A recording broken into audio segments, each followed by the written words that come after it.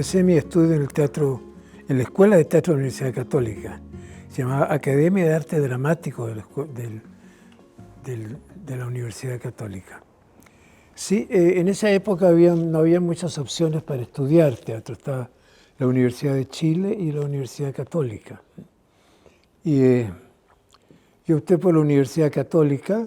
La Universidad Católica porque como yo tuve una gran oposición familiar para estudiar teatro, estudiar en la Católica era menos violento para la familia que la Universidad de Chile, ¿no? O sea, eligió la UC como para amortiguar Para amortiguar el golpe.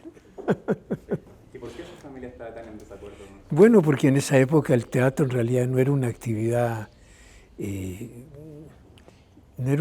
digamos, muy normal,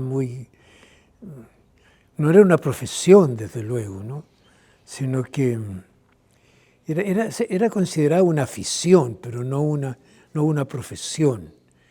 Y además una afición que tenía como poco destino en Chile, poco reconocimiento en Chile. Entonces, claro, ellos no querían que su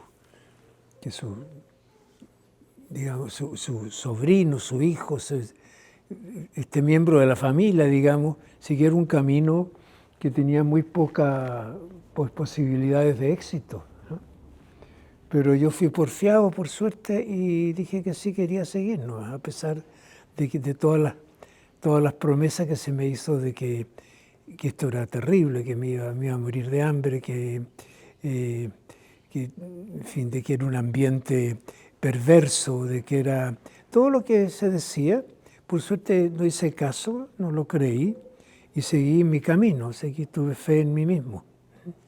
Dijo que creían que el teatro era un ambiente perverso. Sí, era un ambiente perverso, exactamente, sí. ¿A qué se referían con eso? A que eran personas de malas costumbres, de bohemios, antisociales y todo eso. ¿Usted siente que aprendió malas costumbres a ser bohemio? No, indudablemente que no, aprendí puras buenas costumbres. ¿Sí? Aprendí disciplina, aprendí rigor, aprendí a pensar, aprendí a convivir, a trabajar en equipo, puro aprendizaje. No se cumplió ninguna de las amenazas que me dijeron que me iban a ocurrir. Por el contrario, fue todo lo contrario. Yo estudié arquitectura también como para buscar una profesión que fuese artística, pero bien mirada, digamos, ¿no? Entonces, por eso escogí arquitectura, no porque me interesara realmente la arquitectura, sino que fue como una transacción. Pero me duró poco, ya durante un año, porque no tenía en realidad, no puse mucho interés tampoco en el aprendizaje, porque lógico, yo ya en ese momento ya estaba haciendo teatro, yo seguía haciendo teatro con el colegio. Después que salí del colegio, seguí en el grupo de teatro que había fundado don Alfredo Peña y seguí ahí. Entonces puse poco interés en la carrera y después entré también a estudiar pedagogía en literatura, también como una manera de buscar una transacción entre lo artístico y lo profesional. Pero también ya al poco tiempo, por falta de interés también, decidí sencillamente entrar a teatro, estudiar teatro en la Universidad Católica, en Las Tarrias 90.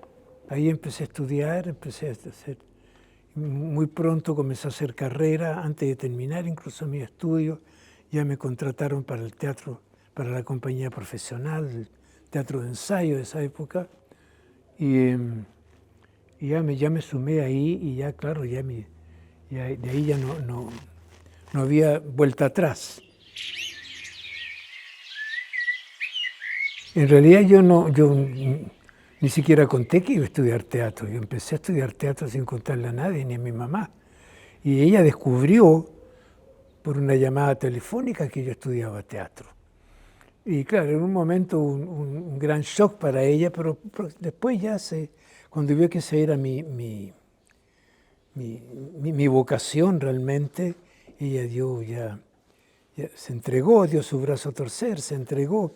Además que las mamás también conocen a sus hijos, entonces ella me conocía, yo creo que en el fondo ella se daba cuenta que que yo no iba a ser un profesional de otro tipo, sino que iba a optar por el teatro.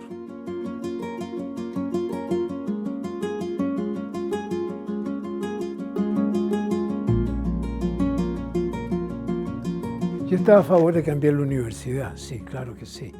Yo no me voy a olvidar nunca cuando salí un día caminando por Las Tarrias hacia la Alameda, saliendo de la escuela, que era Las Tarrias 90, salgo a la Alameda y miro el edificio de la Universidad Católica y tenía el famoso lienzo que decía "El mercurio miente". Y para mí eso fue una revelación, fue una maravilla. Sentí que interpretaba plenamente a mi persona, ¿no? Yo no podía distinguir si realmente el mercurio mentía o no. Lo que sí realmente me importaba era el acto de rebeldía que había en ese letrero, ¿no? en ese eslogan. Y la disconformidad que revelaba esa frase, ¿no? Entonces yo me sentí muy interpretado por ella y claro, fue importante para mí. Y participé después mucho en la reforma misma de la universidad, participé en la toma de la universidad. Siempre existía esa sensación de que lo que uno hacía era peligroso. Uno sentía que era punta de lanza de algo, ¿no? De algo de lo cual había mucha gente que estaba en contra. Y entonces siempre esa sensación de peligro estuvo en todo lo que hacíamos, continuamente. Pero también ese peligro era lo que incentivaba también a hacerlo, ¿no?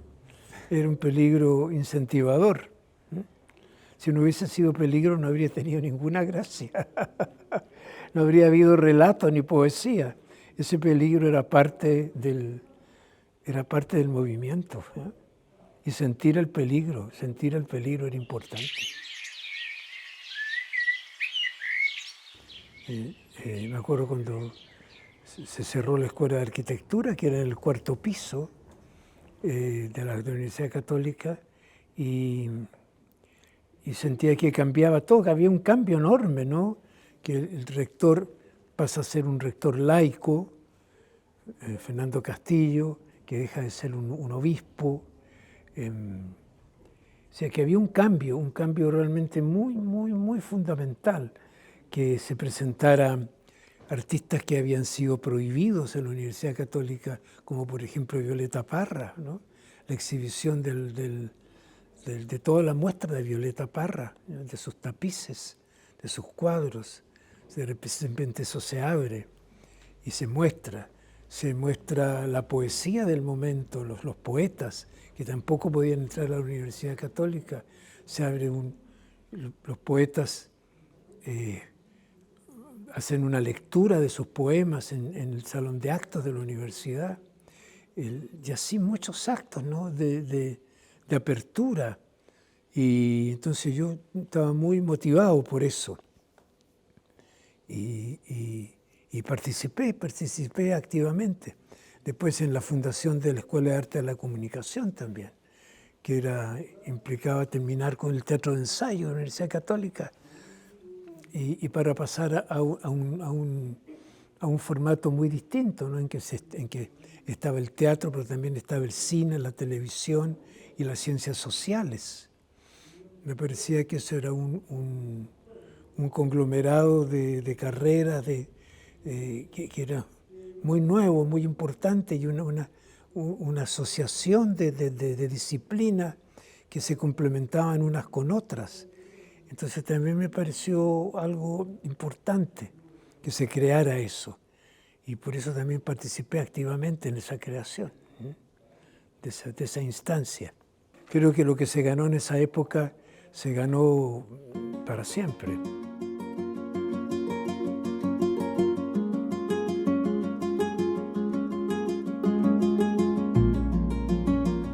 La tortura, el apresamiento, la desaparición, el encarcelamiento eran realidades cotidianas, no eran ideas, no eran conceptos, Uno vivía la dictadura y la vivía a través de esos aspectos, ¿no? El miedo, el terror, la incertidumbre, la desaparición. Tus compañeros desaparecían, tus amigos desaparecían, o eran torturados, o eran encarcelados. Yo fui interrogado, pero no fui torturado. Era lo cotidiano. Una dictadura es algo que cala profundamente en la vida de todos. Contrariamente a lo que muchos piensan, nadie vive tranquilo en una dictadura, por la sencilla razón de que no existe el Estado de Derecho. Y al no existir el Estado de Derecho, cualquier ciudadano está sujeto a cualquier cosa. Eso es lo que cuesta ahora que se entienda. Por eso que todavía se sigue pensando y añorando el autoritarismo, y se sigue añorando el populismo y el autoritarismo, porque no hay una comprensión de lo que es la dictadura. Se piensa que la dictadura libera a las personas o a muchas personas de muchas cosas. La dictadura no libera a nadie, es una pérdida de las libertades, es lo contrario de la libertad. Por eso se llama dictadura. Y eso es algo que nadie que no lo haya vivido lo puede entender realmente. Por eso que yo veo con horror cuando veo en las conversaciones de las personas que se anhela el autoritarismo. Me parece, y no sé cómo explicarles a esas personas que lo que es una dictadura, porque yo viví la dictadura. Y cuesta mucho explicarla. Entonces los ejemplos que te dan de cómo en otros países se ha logrado la tranquilidad de la gente gracias a la dictadura, yo les digo, no, esa tranquilidad no existe, no es cierto. Nadie vive tranquilo en una dictadura. Cuando te dice que ahora se puede caminar libre por las calles, no se camina libre por las calles en la dictadura. Tú cuando salías a la calle no sabías si ibas a volver o no, porque cualquiera te tomaba preso en cualquier esquina. Yo segundo lo sentía todo el tiempo. Es una realidad cotidiana, no es una idea, no es un concepto, es una realidad que uno siente cada momento que se vive, mientras estás despierto y mientras duermes también. Cuando estás durmiendo y se para un auto en toque de queda frente a tu casa, uno despierta pensando que te pueden venir a buscar a ti. Esa no es tranquilidad, de ninguna manera.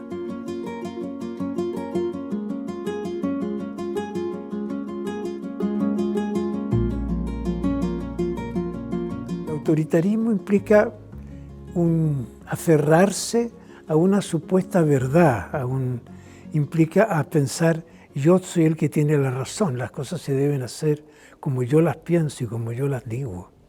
Y eso indudablemente te encierra, no te abre a los demás. Si tú te encierras en ti mismo, en el autoritarismo, las cosas tienen que ser así como yo las pienso. Y los demás, lo que piensan los demás no es válido. Eso te cierra, te marca, te crea fronteras muy cercanas, te crea muros de comprensión, te impide lo que hablábamos un poco rato atrás, contemplar, ver lo demás, contemplarte a ti y a los demás. Entonces, creo que con el tiempo uno va entendiendo cada vez más eso, ¿no? Lo falso que es ese autoritarismo implica también el autoritarismo implica un narcisismo también muy fuerte. Implica un verse solo a uno mismo. ¿Y se ha visto usted como golpeando la mesa así como el ángel? Sí, en alguna ocasión lo he hecho seguramente, ¿ya? Claro que sí. Pero también he acostumbrado a sacarme la foto, como digo yo. Digo, sácate la foto y mírate lo que estás diciendo y lo que estás haciendo, ¿ya? Y es importante eso, aprender a sacarse la foto de uno. Claro, es importante. Es como una cortapisa para muchas acciones, sobre todo malas acciones.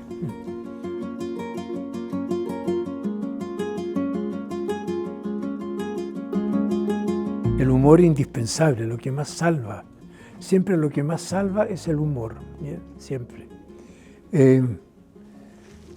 Claro, lo que pasa es que la vejez es una etapa de la vida que es bastante difícil.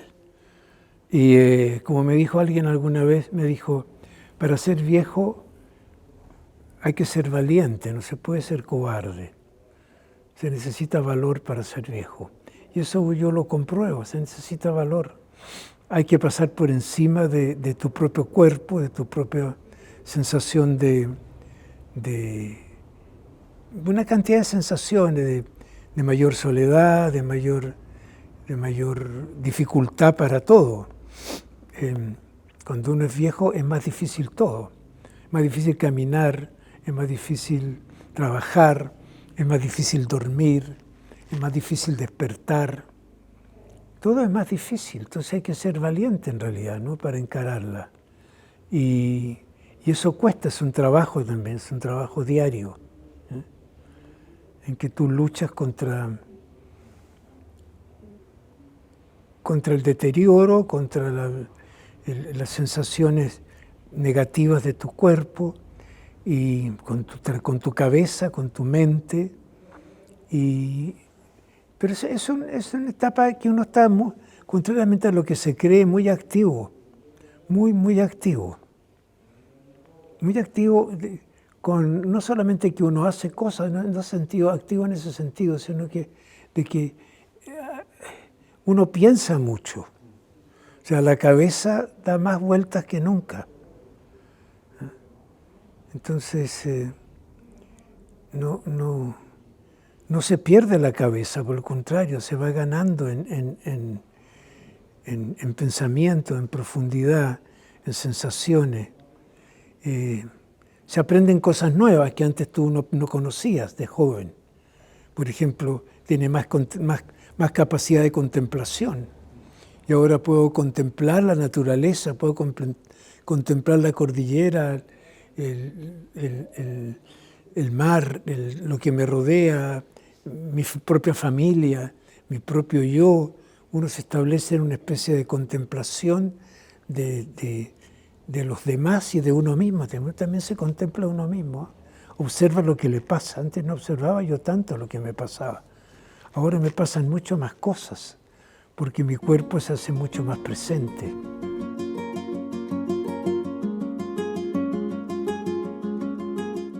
No consigo ver en general en las autoridades, en los candidatos, en el futuro del país, una conciencia de la importancia de las artes. Me parece que eso se va cada vez achicando más. En vez de tener mayor conciencia, pareciera que se va cerrando. Entonces, por ejemplo, los candidatos, que son el futuro de Chile, digamos, hablan mucho de que van a achicar el Estado. Y siempre achicar el Estado, cuando se habla de achicar el Estado, significa siempre empezar por la cultura. Nadie empieza por achicar la salud o la educación en buena hora, pero sí se piensa que la cultura es posible. Entonces, terminemos con la cultura, o sea, no la alimentemos más.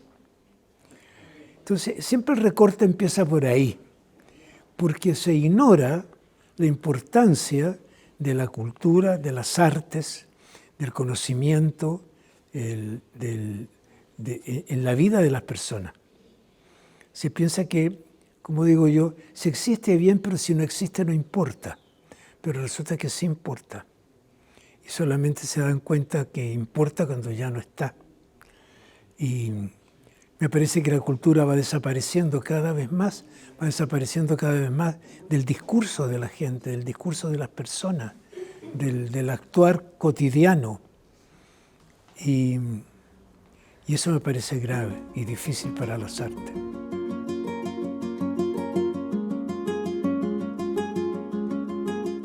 Bueno, en primer lugar quiero decir que yo agradezco mucho la designación del mejor actor, pero no creo que exista el mejor actor, porque tendría que existir también el peor actor, ¿ya? Entonces, es tan difícil saber quién es el mejor actor como saber quién es el peor actor. No hay manera de saberlo. Es distinto, ¿no es cierto? Aquí, qué sé yo, que en el deporte, indudablemente el que corre y llega primero a la meta es el mejor, pero en las artes eso es difícil, ¿no? Porque no es una carrera, es un camino que es distinto, un camino que se transita. Entonces yo siento que transito ese camino, pero no para llegar a ningún lado, ni ser el mejor, ni ser el peor, sencillamente me contento con transitarlo. Y yo agradezco que la gente me nombre a mí, me ponga mi nombre, ¿cómo no lo voy a estar agradecido?